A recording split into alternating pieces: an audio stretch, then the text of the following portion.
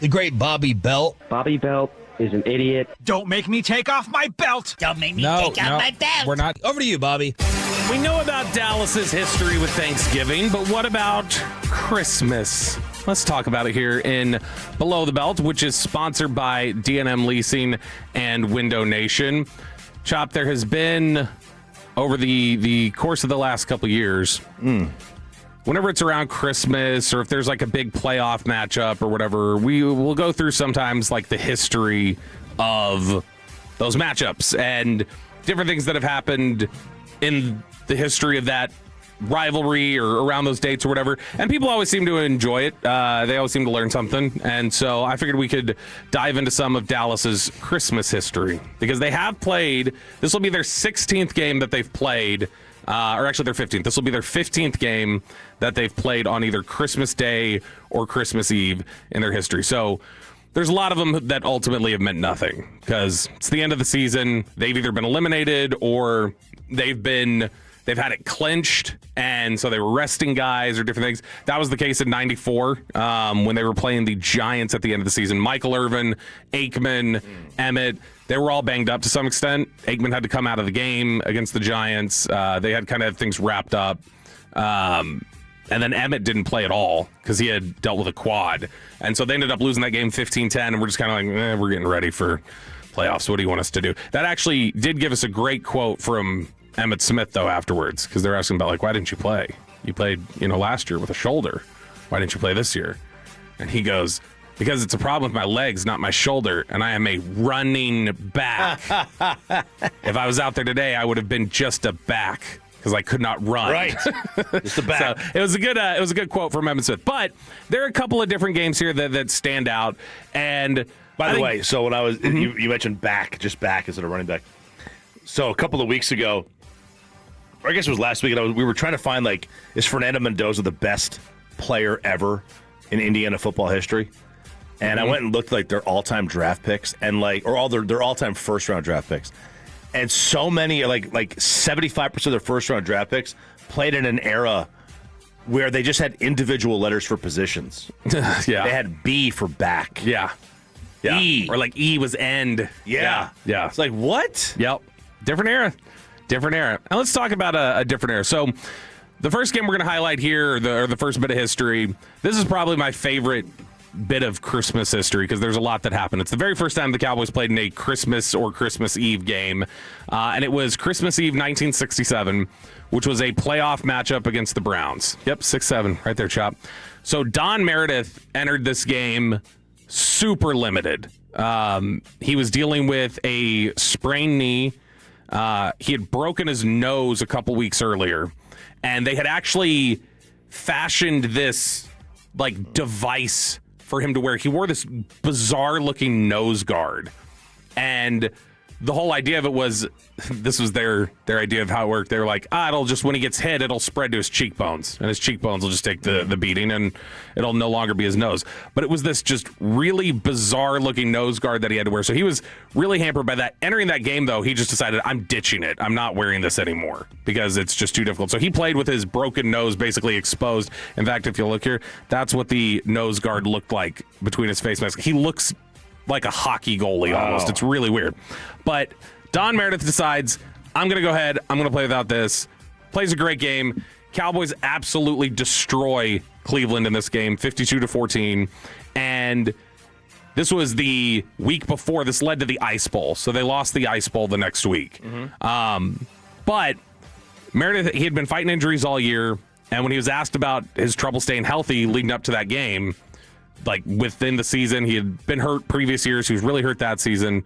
And he had one of my favorite quotes that he gave because he was always a wordsmith. And he said, it really hasn't been too bad. Outside of 2 broken ribs, a broken nose, and a twisted knee, I've been all right. He had been wearing that special nose guard, ditched it for that. That is also the same day, though, the Christmas Eve 1967, when they announced that they were building Texas Stadium. They announced that on the same day, Christmas Eve 1967. The estimated cost of the stadium at the time was $42 million. $15 million. Oh. And it was this, they talked about it being a state-of-the-art. In fact, they've got the, I was looking up stuff yesterday.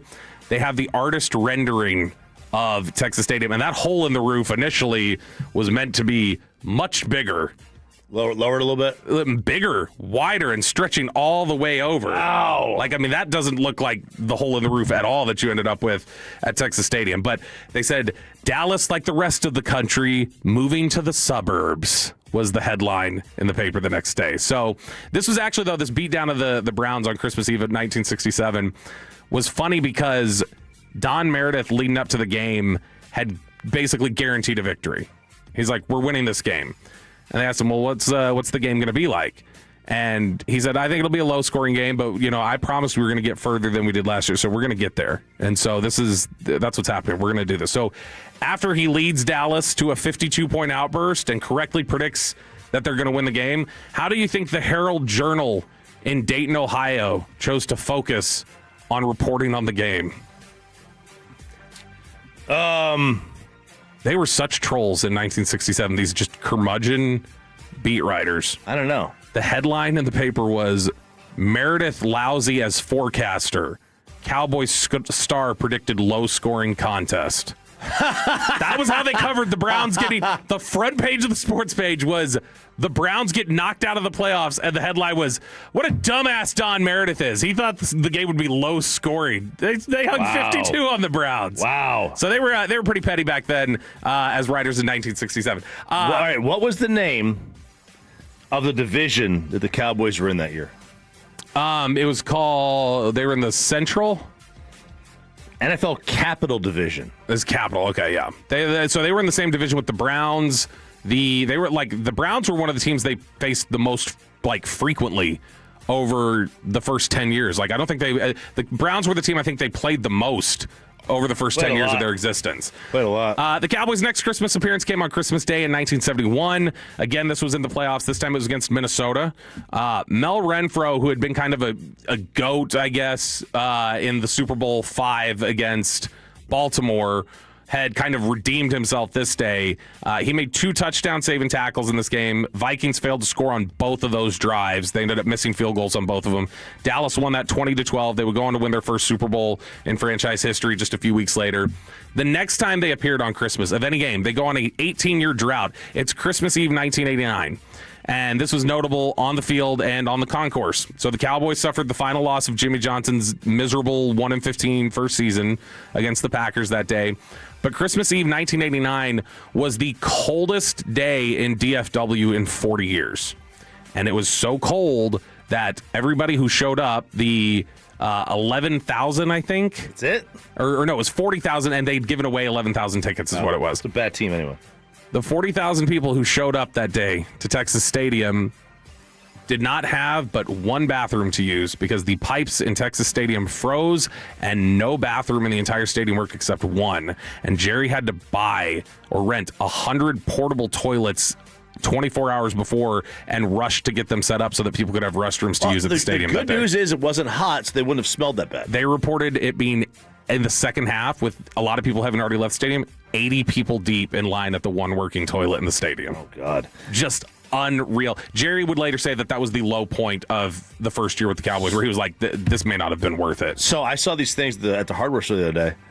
You know how you're supposed to, you cover your pipes with those, you can either use they have these new bags that you put on them, that string, or they have the blocks, obviously, that you can put on. But I saw this, it's an extender that you screw on, and it's an anti-freeze drip. So it senses anytime the water gets below 37 degrees, it will just drip it will run your faucet. That's pretty cool. To keep it from freezing or something like that. They should have had that in 1989. He wouldn't have had to get all those porta-johns. But they're like $50. I still like that Jerry calls them porta-johns. Yeah, I used to call them that too. Or I think he called them porta-levs too. Porta-levs. I used to call them porta-johns. So he's still... He'll throw that because he mentioned it. He said it with G-Bag a couple years ago. Christmas Day in 1995 was one of Emmitt Smith's many record-breaking performances during his career. This was a blowout Monday Night Football win over the Cardinals at Sun Devil Stadium, and they still had Emmitt in there with 5 minutes left in the game because he needed to score his 25th touchdown of the season. That broke the single-season record previously held by John Riggins. It was 1 month later that Dallas would win its 5th Super Bowl title in that same stadium, their last one. They have not obviously been back to a conference championship game since then. No way. Really? Yep. Hasn't happened. No. So what are the other 2 games? There's 2 other games worth mentioning, I think, because like I said, they played on Christmas Eve or Christmas Day a number of different times. But in terms of like big time moments, Christmas Eve 2017, it was one of the most viral Cowboys moments in the history of social media. Dallas was eliminated from playoff contention. They lost 21-12 to Seattle. It was an ugly game. Dan Bailey missed 2 kicks. That was the second time in 3 games he had missed 2 kicks. And that sparked the initial questions of, was the most accurate kicker in league history broken? Which he was. Like, no, there were people going like, calm down, it's not a big deal. Turned out later, he got cut the next year, He got cut the next year for Brett Maher, which was one of the biggest surprises in terms of cuts that we've had in forever. But they at that point, what people didn't know then, but they know now, Dallas internally was concerned with him. Like, they thought between the ears he had been going through some stuff, and they thought he had been broken by it. And so he started having some real issues. Hung around the league, but was clearly never the same. But why was it a viral moment? That night was the same night that produced the famed, if you get the chance, come get me, Earl Thomas moment at the locker room with Jason Garrett when he had gone in there to see Dez Bryant, which is still wild to me to think an opposing player, the night the Cowboys are eliminated from the playoffs, was allowed to walk in the locker to just say what's up to Dez afterwards. It's very strange. And that pissed off a lot of people. And then the last game of note that we'll highlight is from 3 years ago today. It is the 3-year anniversary. It was Christmas Eve 2022. Dallas is down 7 at home against the division-leading Philadelphia Eagles with just over 8 minutes remaining in the game, and the Cowboys facing a seemingly impossible 3rd and 30. Dak Prescott drops a dime 52 yards down the field to the recently acquired T.Y. Hilton for his first catch as a Dallas Cowboy. That was the ridiculous, just no way you can convert this. They get it. 4 plays later, the Cowboys score a touchdown to CeeDee Lamb to tie the game. They get a couple more possessions, ultimately win it 40-34. But those are just some of the bigger moments that exist on Christmas and Christmas Eve. The last time the Cowboys played a Christmas game was Christmas Eve 2023. That was against the Dolphins. They were coming off the bad loss to Buffalo. Then you had the Hunter Lipke fumble. You had Dak fumbling one inside the 5, just bad execution inside the red zone, and ultimately Tua going down the field for a final drive to win it.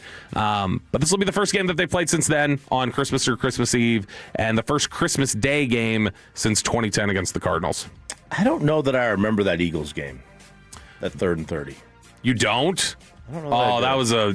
That was around the time Darius Leonard ended up picking the Eagles, and he signed there. Yeah. And T.Y., I'll show you the play. You're going to remember it because it was like the play of the season that year. That was the year that they beat Tampa Bay in the playoffs. Right. So that was them kind of finally picking up momentum. That was the year Dak was throwing a bunch of interceptions, but that was Christmas Eve. I'm probably busy. I can't. And I wasn't working the next day. You when you see the play, you're going to remember. Good chance I didn't even watch. I promise. Anybody on the fan text, when I posted some of these yesterday, everybody replied to the T.Y. Hilton one. People go like, I was in the stadium that day. Beer spilled all over me. It was the craziest thing ever. It was a ridiculous play. That was the top play of 2022.